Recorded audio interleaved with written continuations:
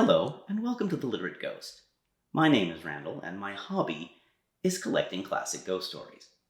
And classic ghost stories, just like any other form of speculative fiction, can contain complex plot lines. They can have deep philosophical meanings, and they can have sophisticated character development. And while that may be a lot of fun to read in bed at night, it's not particularly suitable for reading around a campfire. Not unless you have an awful lot of time to kill and an audience with a very, very long attention span. What you're probably looking for instead is something like today's story. Short and to the point.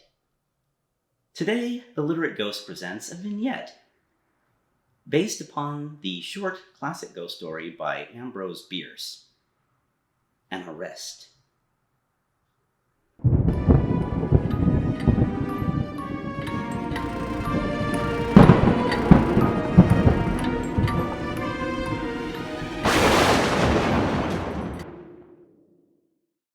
Having murdered his brother-in-law, Orrin Brower of Kentucky was a fugitive from justice. From the county jail where he had been confined to await his trial, he had escaped by knocking down his jailer with an iron bar, robbing him of his keys and opening the outer door, walking out into the night.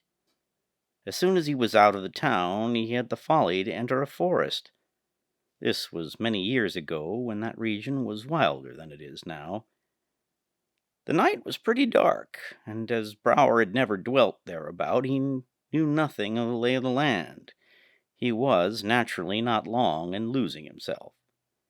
He could not have said if he were getting further away from the town or going back to it, a most important matter to Orrin Brower. He knew that in either case a posse of citizens with a pack of bloodhounds would soon be on his track, and his chance of escape was very slender.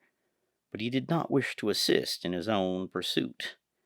Even an added hour of freedom was worth having.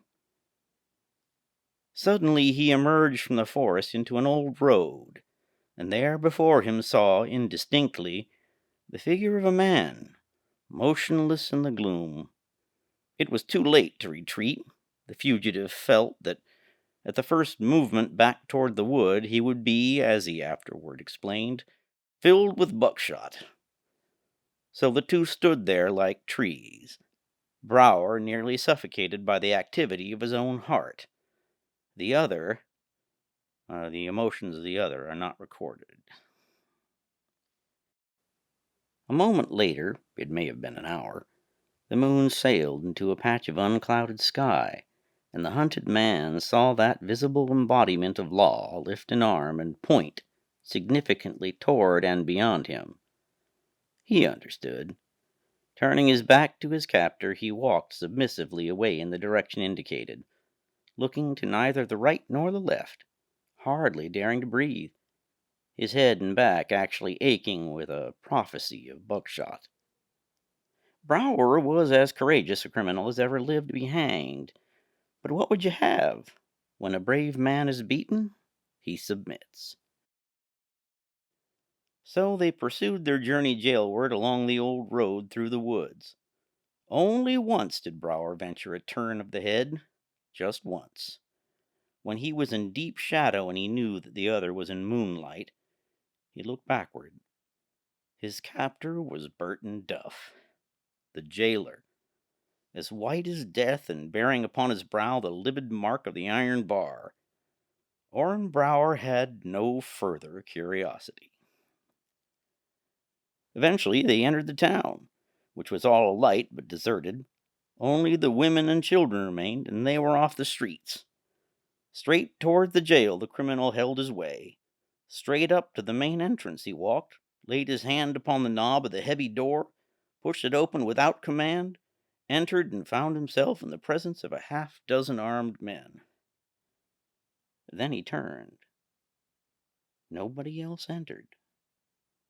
On a table in the corridor lay the dead body of Burton Duff.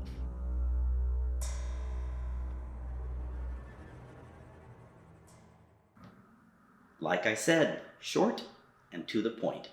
If you'd like to read the story for yourself, this and many other stories are available on the Literate Ghost website at theliterateghost.com. Thanks for watching, and I hope to see you next time. Subscribe.